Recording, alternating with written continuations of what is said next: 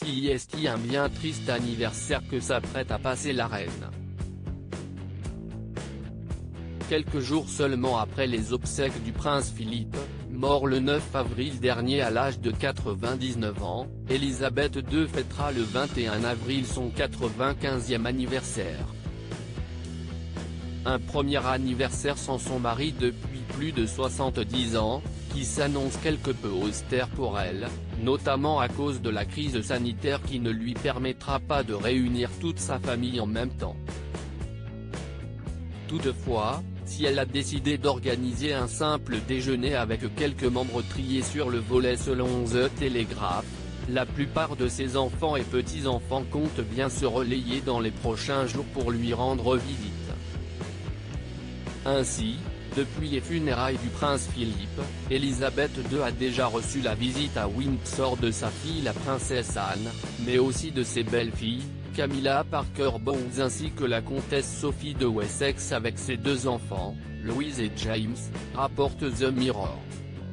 Il est également prévu qu'elle reçoive la visite de son fils le prince Andrew, ainsi que de sa petite-fille la princesse Eugénie qui ne devrait pas venir seule puisqu'elle compte amener avec elle son fils, Auguste, né en février dernier.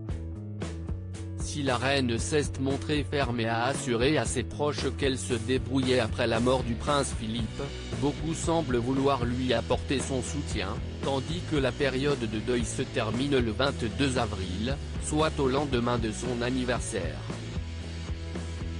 Elisabeth II ne sera pas seule pour ses 95 ans tandis que les traditionnels coups de canon ne seront encore pas tirés cette année pour marquer l'anniversaire d'Elisabeth II, celle-ci compte profiter du beau temps au château de Windsor où elle a décidé de vivre désormais, considérant Buckingham Palace uniquement comme son bureau.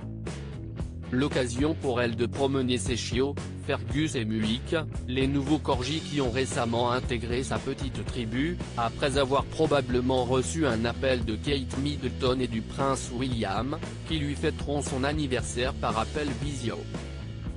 Mais une chose est sûre, pour ses 95 ans, la reine ne sera pas seule, assure une source à The Mirror.